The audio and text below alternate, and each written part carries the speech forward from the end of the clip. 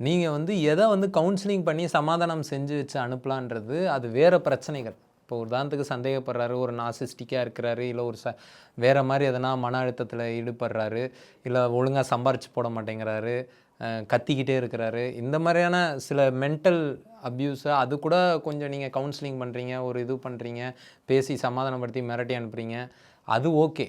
ஆனால் கொடுங்குற்றம் பண்ணும்போதும் இதுதான் நடக்குதுன்றேன்.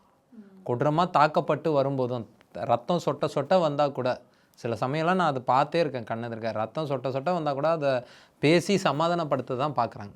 அதுக்கான காரணம் வந்து அந்த வேலை பலுவும் ஒன்று. இன்னொன்று, சில நேரங்களில் பையன் வந்து கொஞ்சம் பணக்காரனாகவும் பொண்ணு ஏழையாக இருக்கும்போது அவனுக்கு உரிய அவன் சில பண பரிவாரங்களையும் அரசியல் பரிவாரங்களையும் கொண்டு போய் அங்கே இன்ஃப்ளூயன்ஸ் பண்ணி கட்ட பஞ்சாயத்து பண்ணி முடிக்கிற வழக்குகளும் உண்டு.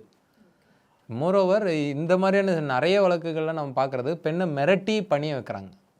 இப்போ பெண்களுக்கு எதிரான குடும்ப வழக்குகள் கொடுக்கும்போது கவுண்டர் கேஸ் வரதில்லை பெரும்பாலும்.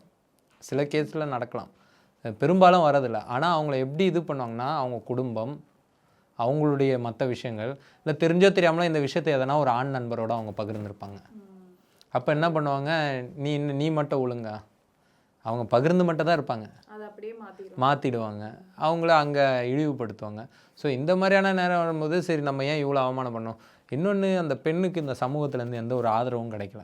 அது குடும்பமாக இருக்கட்டும், நண்பர்களாக இருக்கட்டும், எதுவாக இருக்கட்டும், அவங்களுக்கு ஆன் த ஹோல் ஆதரவு கிடைக்கல. இப்போ ரித்தன்யா பிரச்சனை நடந்தது. அந்த பெண்ணு ஒருவேளை அந்த பெண்ணுக்கு இந்த சமூகம் ஒரு தைரியம் கொடுத்துருக்குன்னா இன்றைக்கி ரித்தன்யா உயிரோடு வந்திருப்பாங்க. இன்றைக்கும் ரித்தன்யாக்கள் உயிரோடு இருக்கிறாங்க. அவங்க செத்துட்ட பிறகு தான் நம்ம பேசுவோம்.